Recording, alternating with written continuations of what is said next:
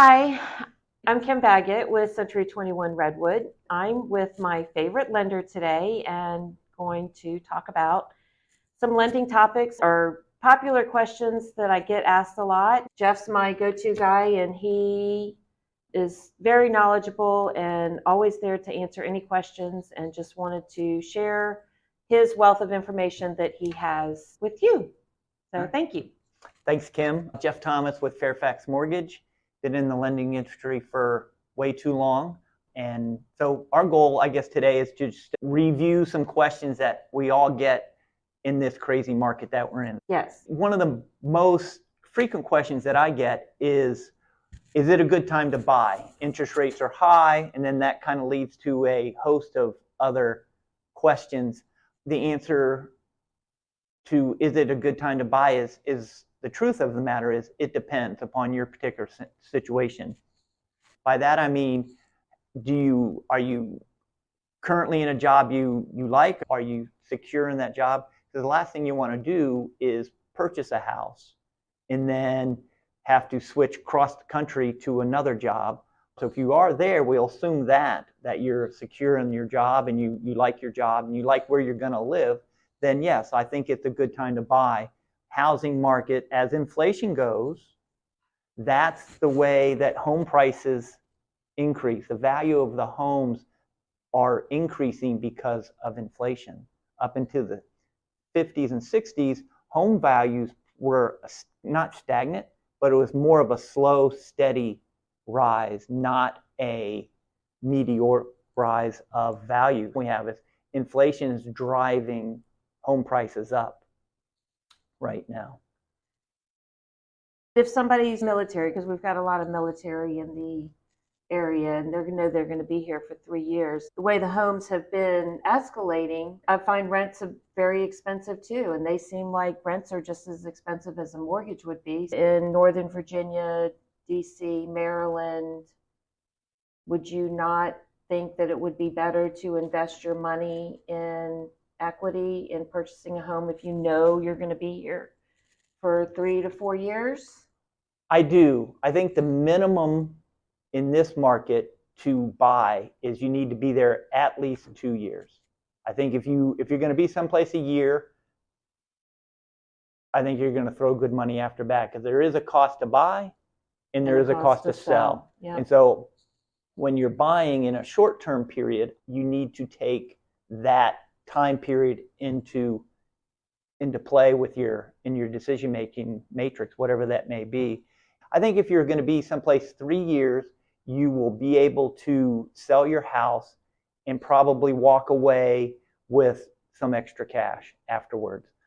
If your goal is to buy it and then rent it because you're going to another duty station, well then that's, of course you'd want to buy.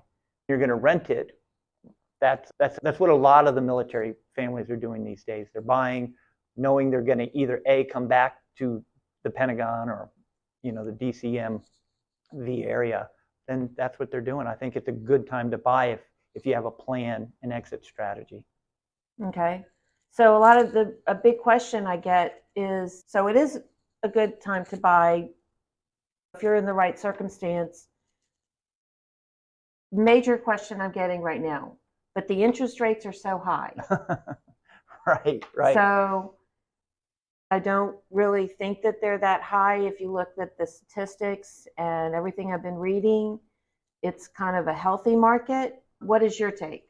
Interest rates are so subjective to what their neighbor or their buddy purchased a house and what that rate is. But if you talk to people that purchased home in the 80s, they're like, oh, this is great because interest rates were 18%. Home values were not as high. But if you talk to somebody that purchased a house in 2000, 20, 21, 19, 20, 21, in parts of 2022, they're going to say their rate's probably a little bit lower. So it's subjective. But the thing is, if you have a plan to be in your house for 4 or 5 or 6 years, I'm not a big fan of this saying that's out there, marry the house, date the rate, meaning buy the house, lock in the value, and then you can refinance. That is true. There is a cost to refinance. if you feel like you can make that payment for a year, 2 years, 3 years, that's what you're qualified on. Because I work in the qualified field, getting somebody qualified for a mortgage. And if you can make the payment, then the hope intent is that interest rates are going to drop, and then you can take advantage of that. But I wouldn't base my plan on buying a house to eventually knowing that being sold that I'm going to refinance, because we don't know where interest rates are going. Interest rates follow inflation. So as inflation went up, interest rates increase. As inflation is going to drop, and it will, interest rates are going to fall as well. So you will be able to ride that tide down. But it's not a free ride, despite what some people are saying that they're just covering some of their lender costs, not the whole cost. Well, nothing's free. So one of the strategies that is prominent these days is a buy down, whether it's a permanent buy down or a 2-1 buy down or a 0-1 buy down. So what that means is usually it's funded by the seller, so it's a seller concession. And your rate is temporarily lower for, if it's a 2-1 buy down, it would be, if the rate is 8%, a 2-1 buy down would be, you would have 1 year at 6%, 1 year at 7%, and then the rest of the 28 years or 27 years at 8%. So that's a 2-1 buy down.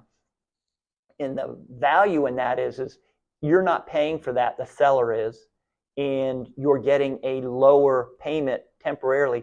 And if rates drop during that buy down period, there's a credit on the books for that money, and you can use that. They pay the principal down, and they're using it to pay down the principal. Okay. Another thing is, with the interest rates being a little bit higher, you have fewer people buying. So the market's not quite as competitive, which is a good thing. So people are able to purchase. We're seeing home contingencies are available. People are able to have home inspections and appraisals. So I think the disadvantage of when the interest rates fall too low, like we were seeing before, people are paying an inflated amount of money, right, and a lot more competition, having to waive all these contingencies. So in your opinion, do you feel like, is it better to pay, is it actually more cost effective to pay a little bit higher of the interest rate, and you're not having to bid over 40, ask. 50, 100,000 over asking price on a home, and waiving appraisal when you know it's not necessarily going to appraise, but you need to buy the home? So right. To me, I feel like, yes, they're higher than they were a couple years ago with the crazy 2, 3, 4%, but logically 7% to me seems like you're not having the competition that we were having a couple years ago, which is extremely stressful for buyers. It is. A lot of buyers just opted out. So I heard this many years ago. Freddie Mac came out with something: for every quarter point increase in interest rates, about 250,000 people are priced in or priced out of a mortgage. So as they go up, the 1% would be 1 million people that get, as interest rates rise, people are priced out, which does what? Reduces the competition.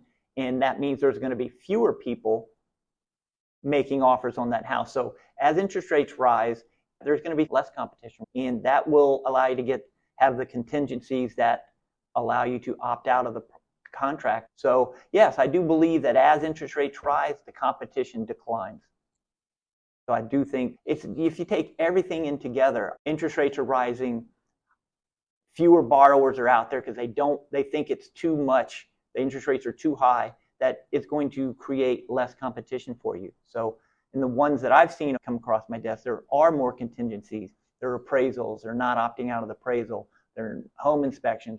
It's going back to, quote unquote, a normalized market, I believe. And I think that's a healthier market. Because one way or the other, a seller market or a buyer market, that is a good market for anybody. Agreed. Thank you so much. This information is so helpful. I really appreciate your time. My pleasure.